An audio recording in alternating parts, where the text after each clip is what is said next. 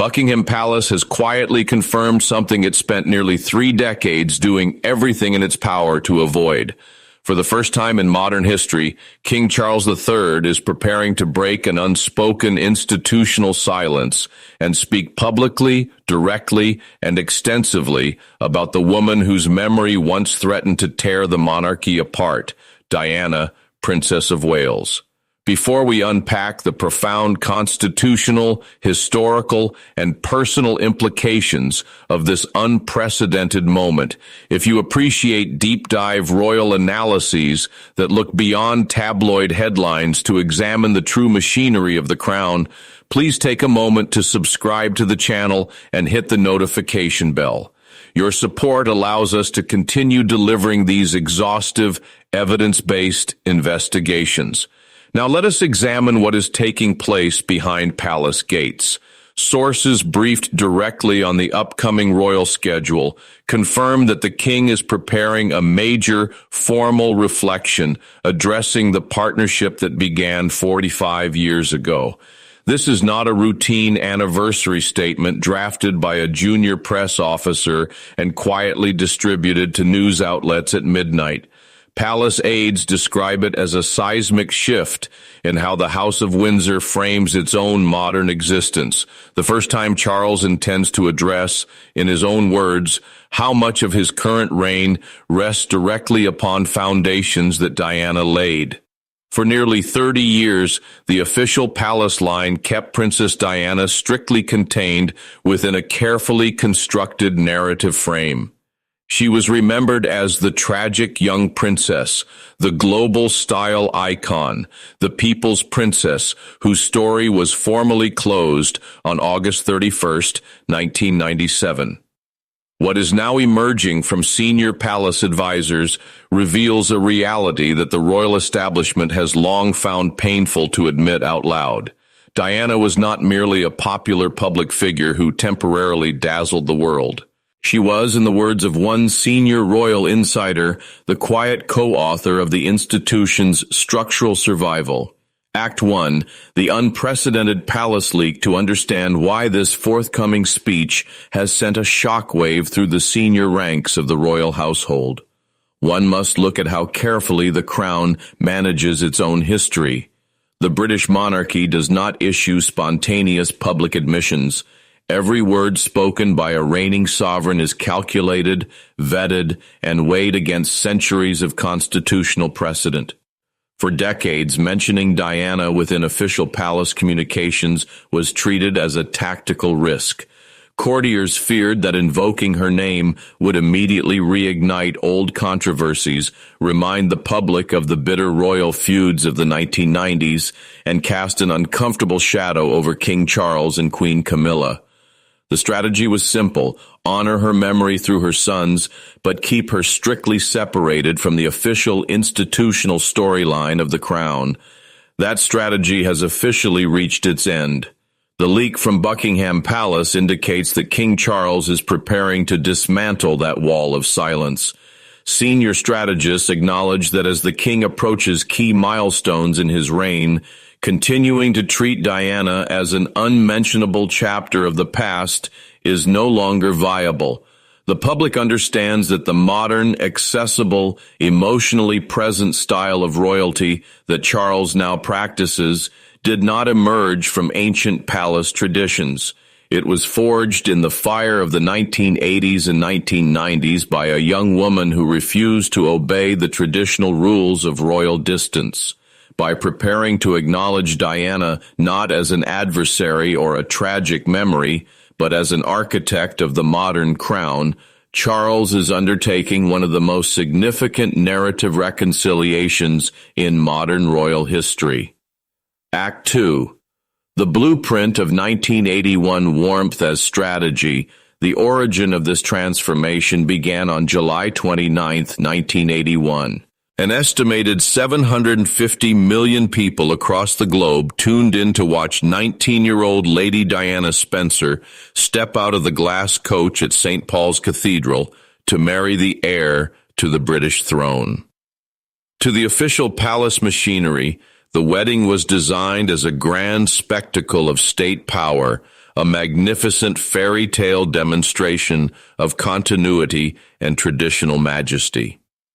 But embedded within that magnificent ceremony was a quiet, revolutionary act of independence that signaled the arrival of a completely different kind of royal.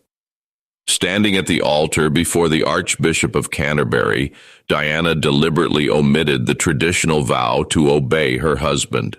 It was a subtle, calculated departure from centuries of royal matrimonial protocol. While fashion writers focused on the 25-feet silk train and commentators marveled at the crowds filling the mall, that small omission at the altar declared that Diana did not view her role as a passive ornament of the state. She brought to the House of Windsor an instinct for which the palace had no operational manual, warmth treated not as a casual personality trait, but as a deliberate strategy of engagement.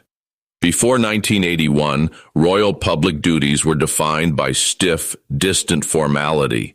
Sovereigns and princes were meant to be observed from a respectful distance.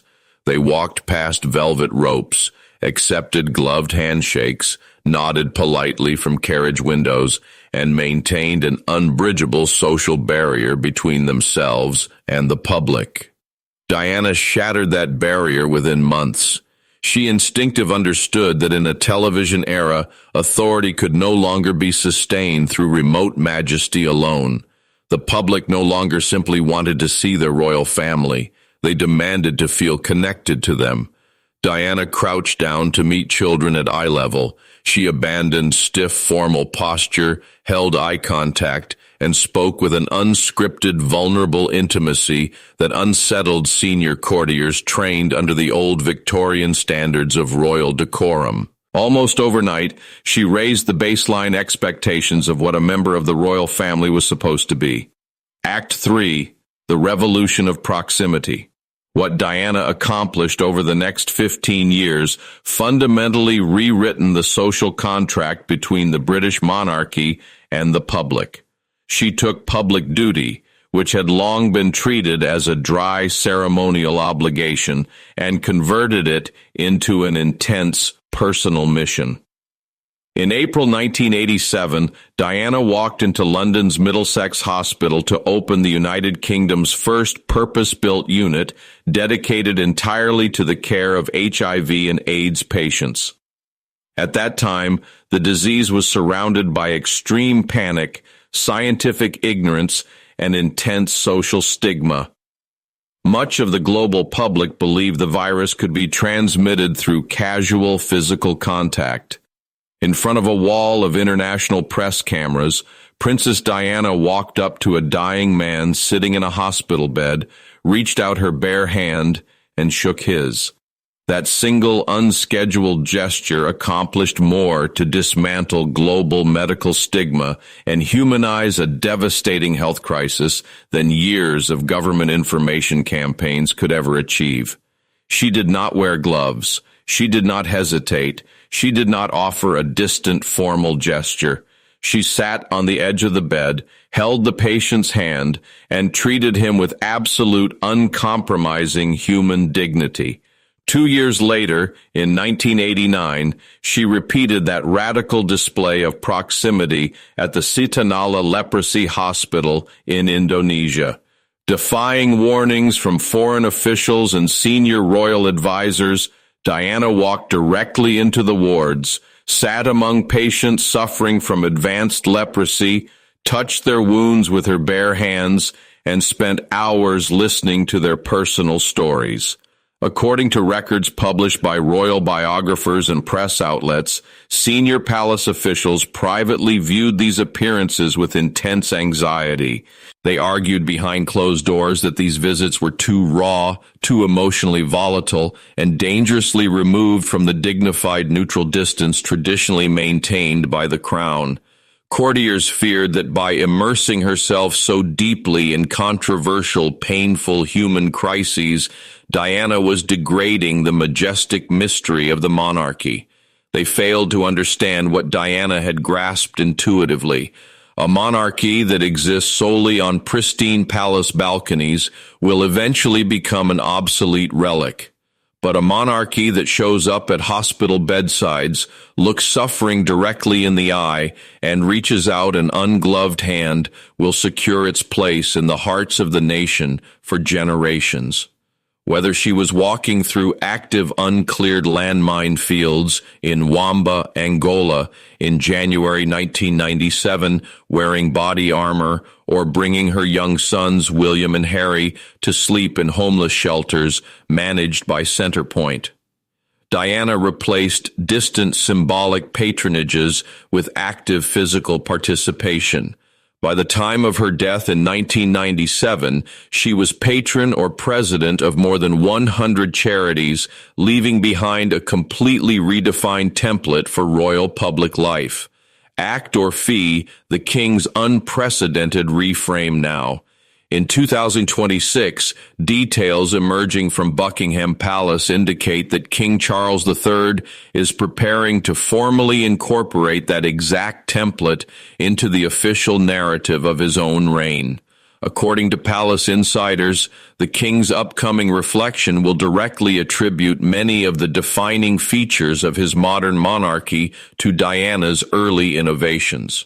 The informal dress codes now routinely adopted by senior royals, the walkabouts where royals mingle closely with crowds without barricades, the eye-level conversations, and the compassionate physical approach to public engagements are no longer being framed as simple modern adaptations.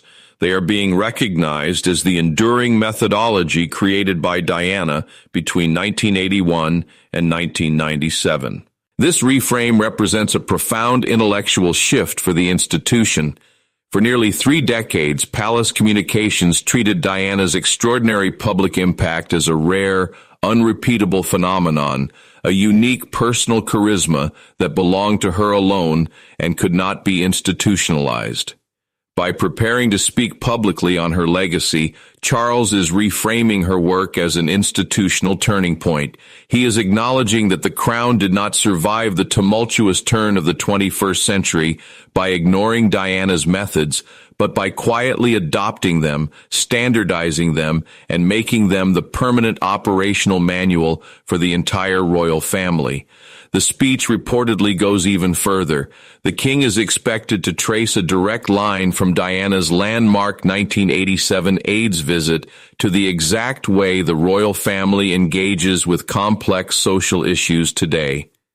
When Diana shook the hand of an AIDS patient, she proved that the crown could use its immense public visibility to shine a light into the darkest, most stigmatized corners of society. That exact logic is precisely what underpins Prince William's groundbreaking work on mental health, male suicide, and systemic homelessness today. The willingness to engage directly with raw, uncomfortable human realities rather than remaining safely confined to ribbon-cutting ceremonies is the direct legacy of the revolution Diana started. Act 5. Prince William and the Silent Masterstroke. Perhaps the most remarkable detail surrounding this upcoming royal reflection is the secret role played by the heir to the throne, Prince William. Sources close to the planning indicate that this tribute was not solely initiated by King Charles. Reports reveal that Prince William has been privately involved in curating the structure and message of his father's upcoming address. Working quietly behind the scenes with senior advisors, William has helped craft a narrative that bridges his father's historic stewardship of the crown with his mother's revolutionary humanitarian vision. In doing so, Prince William is accomplishing something extraordinarily sophisticated. He is positioning Diana not as a tragic, disruptive footnote to Charles's life, but as a philosophical co-architect of monarchy. For Prince William, this is the culmination of a lifelong personal and institutional mission. Growing up inside the turbulent reality of his parents' marriage, William experienced firsthand both the rigid demands of the royal institution and the radical, unvarnished humanity of his mother. He remembers the late-night conversations, the private visits to homeless shelters, and the constant lessons his mother taught him about treating every human being with equal dignity, regardless of rank or status. Since stepping into full-time royal duties, William has quietly carried his mother's operational blueprint into his own work without constantly shouting it from the rooftops. When he launched the Heads Together mental health campaign alongside Catherine, or when he established the multi-million-dollar Earthshot Prize, he was applying Diana's fundamental principle: use the power of the crown to solve real-world human problems. By quietly guiding his father toward this public acknowledgement, William is performing a profound act of family and institutional reconciliation. He is ensuring that as King Charles solidifies his legacy on the throne, the woman who helped build the modern foundation of that throne is finally given her full and permanent place in royal history. Act 6. Reconciling a fractured past. This public acknowledgement does not come without immense emotional and political risk. By elevating Princess Diana to the status of a co-architect of the modern monarchy, King Charles and Buckingham Palace are willingly opening the door to complex, painful historical comparisons. The marriage between Charles and Diana was, by both of their explicit public accounts, deeply fractured. The world watched in real time as the fairy tale of 1981 disintegrated into the intense public battles of the 1990s, culminating in their formal separation in 1992 and their final divorce in 1996. The tragic events of Paris in August 1997 left a scar on the British collective consciousness that took decades to heal. For a reigning king to stand before the nation and publicly honor the partner of that deeply troubled marriage is an act of remarkable historical maturity. It requires Charles to navigate his own complicated personal past in front of a global public that remembers every detail of that fractured era.